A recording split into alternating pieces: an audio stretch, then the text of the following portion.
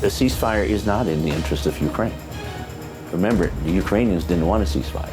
The Europeans didn't want a ceasefire. They now do. The Ukrainians now do. Well, they want a ceasefire because they know that Donald Trump wants a ceasefire.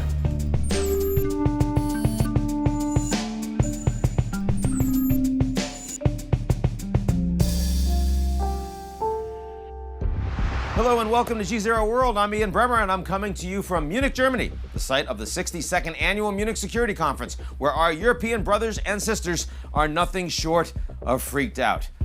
Take the conference's theme this year, Under Destruction, a nod to political forces that favor demolition over reform, where the most powerful countries wield, and I quote, bulldozers, wrecking balls, and chainsaws. And in case you haven't figured it out already, the wrecking ball isn't coming from Moscow or Beijing, it's coming from Washington, D.C. Here's Germany's chancellor kicking off the conference. The United States' claim to leadership has been challenged and possibly lost.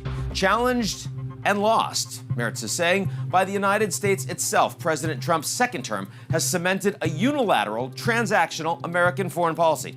Allies are being forced to accept that the United States no longer sees itself as the guarantor of the global order it built, but instead is the principal disruptor of it. This didn't all start with President Trump. Across the G7, only a small proportion of citizens believe that their government's policies will make future generations better off. Trust in political institutions has been eroding for decades. And speaking of wrecking balls, last year's conference saw a newly elected Vice President Vance give a blistering speech informing the Europeans that there was a, quote, new sheriff in town and criticizing them for censoring far-right voices and failing to control migration.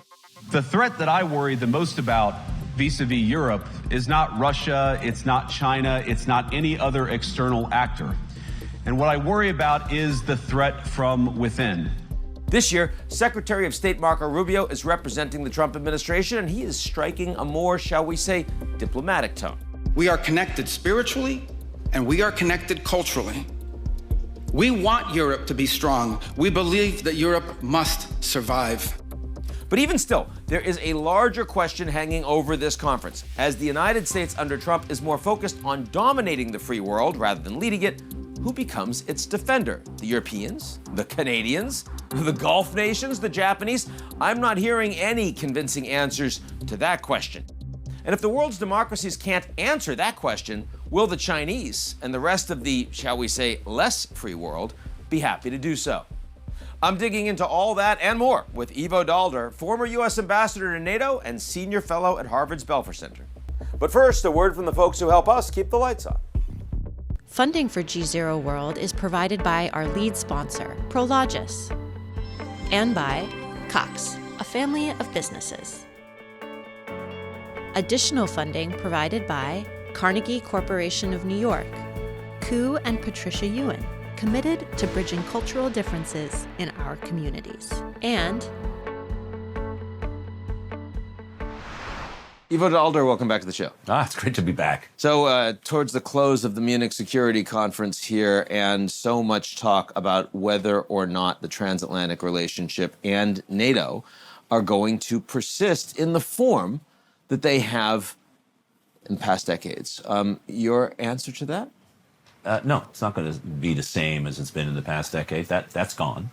But the transatlantic relationship in some form will continue. Not because Marco Rubio, the Secretary of State, said that it was and that our future was intertwined with that of Europe, something I strongly believe, but I don't believe his president believes. But because there is going to be a new kind of NATO, a rebalancing between European and American responsibilities for defense and security in Europe. Timely, a good way. I would have liked to have seen it much more smoothly done than the way it was done, but perhaps the outcome is not going to be the worst thing at all. What struck me is that a year ago when we were sitting here, this was all about America. And now this meeting was all about Europe. What is Europe going to do? And what are the Europeans prepared to do? And it really wasn't any more about, are the Americans with us? It was sort of like, yeah, maybe, but we're going to do our thing anyway. And I think that's an interesting development. And in some ways, it's a development that when you say you'd like it to be more smooth, I mean, you could take away, you wish that the Trump administration handled it more diplomatically, more collegially, but you could also say you wish that the Europeans had started doing this and having a serious way decades ago. Absolutely. I mean, clearly, this rebalancing that is necessary is something that should have happened a long time ago. Europe, 80 years after World War II, a part of an organization that was set up to give Europe the confidence to rebuild and regenerate, and which they did brilliantly through the European Union in a whole variety of ways. But really, since the end of the Cold War, kind of assumed that we were living in a world in which defense was no longer possible. And in the last 25 years, with some exceptions, but really not with the big ones, Europe unilaterally disarmed. It basically said we don't need defense. And the defense it did, importantly, was defense it did in favor of the United States. Troops to Afghanistan, capabilities to Afghanistan, the 1.5% or so was spent on operations in Afghanistan.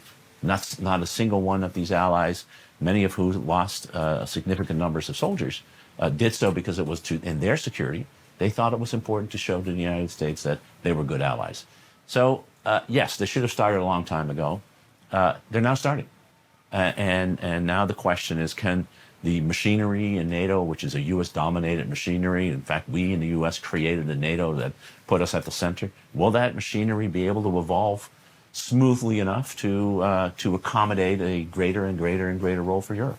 Now, when you say Europe, you could be forgiven for believing that the Europeans were actually doing something on defense, and yet it's the Germans that are doing something. It's the Poles, it's the Balts.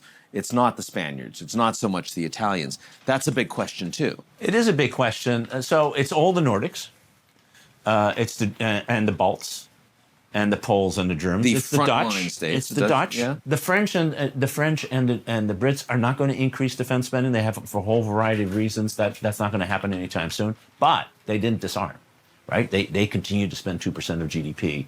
A good part of it on the procurement side for nuclear weapons, particularly in the British case. But they still have, they're not as big, they're not as ready, they're not as good as they used to be, but very different than the Germans, who basically had no capability at all. So you're really talking about the Southern Europeans. It's one way to look at it is the beer drinkers seem to be taking defense seriously, and the wine drinkers with the French kind of unique in there, maybe a little less worried about security and a little less willing to rejigger their budget. What about, NATO, there is no existential threat to NATO today. There's not an existential threat, but the Russian threat is real. Yes. And it's real. On the one hand, you're looking at Ukraine and say, listen, 4 years in, they've lost 1.3 million men, both severely wounded and dead. 30,000, 35,000 a month casualties the Russians have taken in December and January. Those are, under any circumstances, just astonishing numbers. They are astonishing. And the losses, so 1.2 million, 1.3 million now, people off the battlefield. Battle losses. A lot of them dead, a lot of them severely wounded. The replacement rate is now below the casualty rate.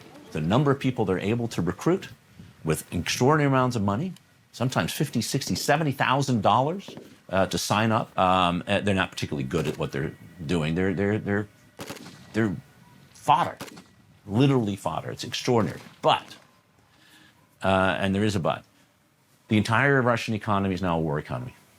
It's churning out more equipment, missiles, drones, not so much sophisticated tanks and that kind of things, at a rate that is faster than they've ever done before. Whole parts of the armed forces, much of the Navy, much of the Air Force, has not been involved in this war. So in the end, you will have a battle-hardened Russian army. You will have a war economy that really needs to continue to produce stuff.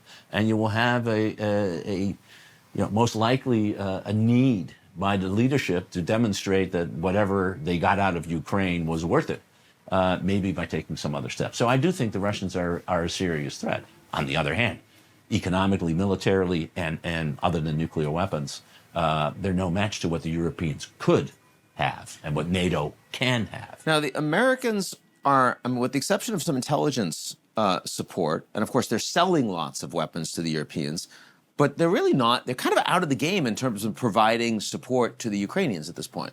Totally. They're completely out of the game. And I was a little nonplussed by the fact that Secretary General kept on saying the Americans are providing all those weapons. But they're selling all those weapons. But they're giving, they're selling. They're making money as capitalists do, certainly as Donald Trump does. It keeps on saying the great news is we're helping Ukraine and we're getting paid for it.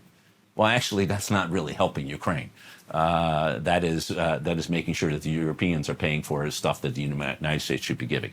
They are providing very important intelligence information that is crucial both to defend Ukraine against the missile attacks that are continuing, the drone attacks that are continuing to bombard cities throughout Ukraine, and for some of the battlefield logistics and ways that's important, and frankly, the Europeans can't yet give, although they're trying to figure out ways to do that. So it's really the Europeans who are carrying the burden, and part of the reality is we're running out of stuff to the U.S. is running out of stuff to sell. I hear that there are Patriot batteries right now that actually don't have missiles, so the Ukrainians aren't able to knock these Russian missiles out of the sky. Yeah, and so it's not a question of you need to give us more Patriots because there aren't any more. There's 600 PAC-3 Patriots produced a year. Most of the European inventories are below where they should be for their own defense. Some of them are, like the Danes have given everything. The Dutch are getting very close to having given everything. The Norwegians are now discussing whether they might give everything on their NASAMS, which can't shoot down ballistic missiles, but can be pretty good against cruise missiles and other things. So yeah, the fight is hard because the Ukrainians are running out of stuff, and the support is there, the willingness is there, the money is there, but the capabilities are there, which is kind of, when you think about it, 4 years into this war, we haven't figured out how to increase production of basic capabilities that everybody knows we will need in any future war. Really raises questions about the U.S., Europe, defense preparedness, and have we actually taken the world as it is seriously? And, you would think if anyone would get that right, it would be the companies who have a fiduciary responsibility to maximize their ability to make revenue. Why do you think they haven't? Well, because we have defense budgets that need to improve year after year, and they say, I'm not going to spend any more money on production capabilities until I get paid. And so, they could actually expand their production capabilities, but they're going to be paid year by year, and they don't know whether the money will be the next year or whether there will be a government shutdown. They won't get any money. So they're not willing to take risks. Now, I would argue that they should. They look at the world geopolitically in the way that you and I do. We see a much more dangerous world. You say, I say, this is the most dangerous period in our lifetime. The likelihood of great power war is probably higher now than any time since 1945. So, the reality is we're going to need a lot of stuff. And why they're not doing it, that's a good question for them to answer. So one of the things I've heard on the sidelines of Munich this year, which surprised me a little bit, was that if there were a ceasefire, given the Trump administration and the desire to open up with the Russians immediately on the back of that many frontline states would be much more vulnerable to a false flag attack from the Russians, that a ceasefire might not be in the interests of the Baltic states, of others. I've actually heard that from several leaders. I was surprised by that. Yeah. Well, a ceasefire is not in the interest of Ukraine. Remember, the Ukrainians didn't want a ceasefire. The Europeans didn't want a ceasefire. They now do. The Ukrainians now do. Well, they want a ceasefire because they know that Donald Trump wants a ceasefire. I mean, much of the negotiations that have been going on is a negotiation between the Ukrainians and the United States, not between the Ukrainians and Russia. And the U.S. is trying to get Ukraine to accept something that the Russians are willing to accept, and they're pushing Ukraine. And it started with the ceasefire. I mean, the ceasefire and Trump literally just said that. He said the Ukrainians better step up because the Russians are ready for peace. He said that yesterday. Exactly. But this has been the entire pattern. I mean, when the blow-up happened a year ago in the Oval Office. You're not in a good position. You don't have the cards right now.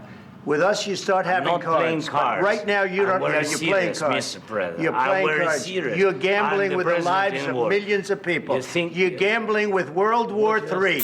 And the Europeans then came to Zelensky and said, the one thing you can give on is, accept a ceasefire. A ceasefire is not a good thing. A frozen conflict, maybe. If a ceasefire leads to the deployment of the security guarantee, if the Europeans start putting forces in there and the Americans are willing to provide a backstop, then I think it's okay. But if a ceasefire means that the United States is opening up economic and all the kinds of relations with the Russians, weaken sanctions, start pushing the Europeans to release the Russian frozen assets and give them back to Russia, all of which the indication is where the Trump administration would like to go. And many Europeans would follow the United States in that case. Not all, but many would. Not all, and the ability to maintain, let alone get new sanctions, is going to be much, much more difficult. Yeah. And so, yes, the deterrent effect starts to unravel. And frankly, it unravels only because of one reason, because Donald Trump wants to be seen as the man who brought peace. Brought peace to or at least that brought war. a ceasefire. Yeah, exactly. End the war. And this is the trap. And I think it's interesting that people are now starting to react to that. That's what you're hearing, because it is a trap. Potentially, doesn't have to be. Ending a real ceasefire that creates a frozen conflict in which the Europeans are willing to back up the Ukrainians to the hilt, where Ukraine moves forward rapidly on EU membership. I would argue rapidly on NATO membership, but that's not going to happen. That's fine. And that's what right now, I think that's what the Ukrainians are happy with. They're much more worried about a ceasefire that isn't real, isn't followed up, that leads to the unraveling of everything that's there, because that's neither a just nor a sustainable peace. Two words, by the way, that Marco Rubio used today. These are European stock phrases: just, sustainable peace. Marco Rubio used them. Good for him. He did. And Marco Rubio got a standing ovation from the European crowd, from a European crowd that was stunned by J.D. Vance a year ago. You and I saw it, that basically called out the Europeans as the problem. Now, his speech was certainly much friendlier, much more cordial, much more engaging.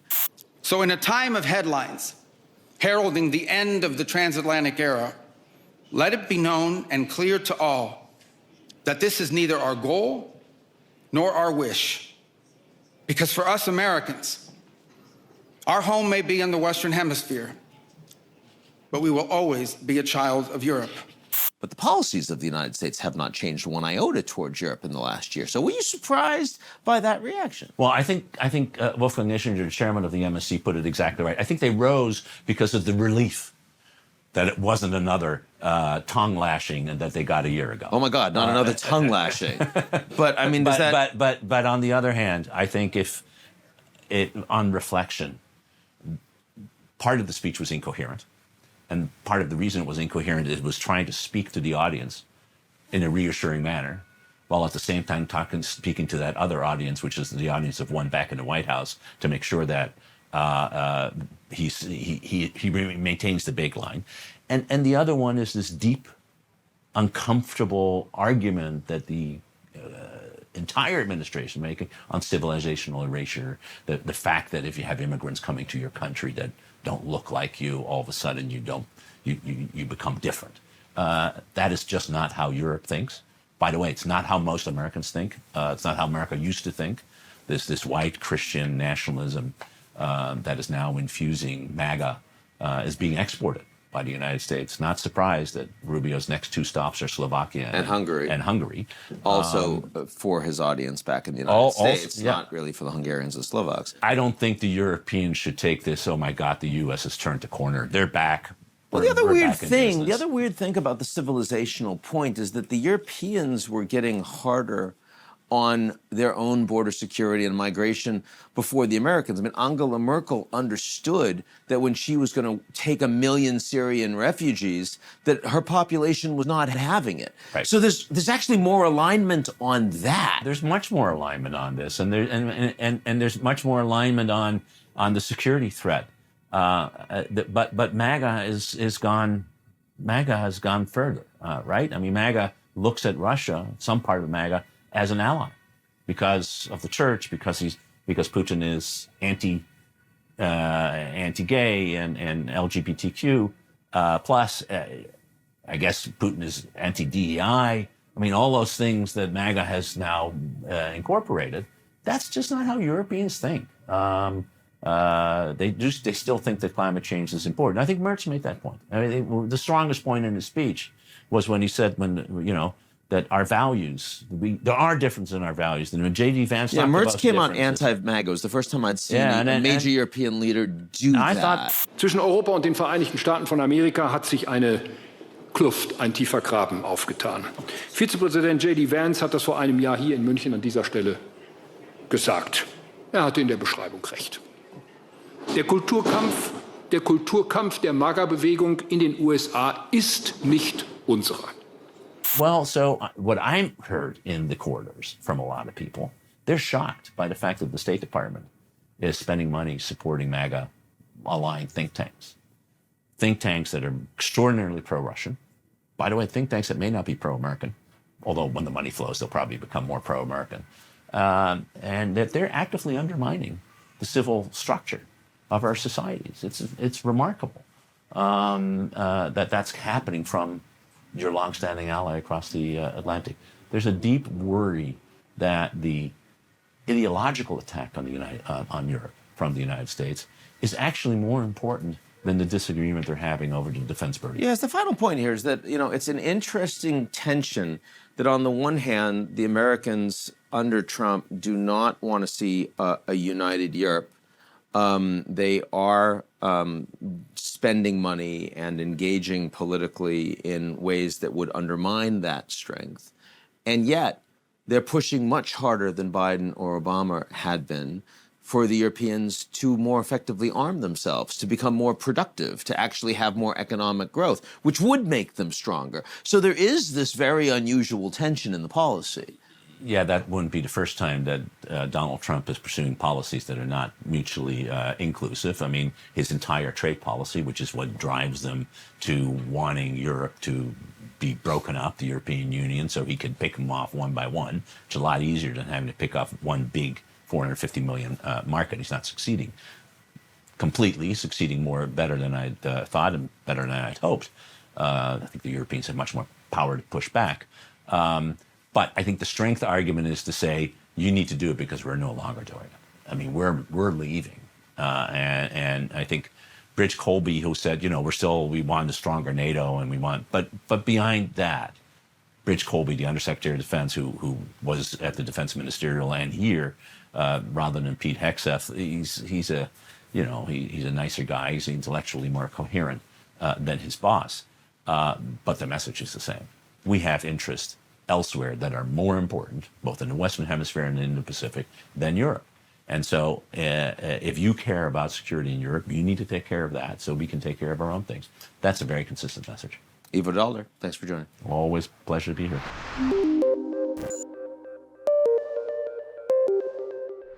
That's our show this week. Come back next week, and if you like what you've seen, or even if you don't, but you can at least help the Europeans just, chill out a little. Why don't you take a minute to sign up for our most excellent newsletter? It's called GZERO Daily. Funding for GZERO World is provided by our lead sponsor, Prologis, and by Cox, a family of businesses.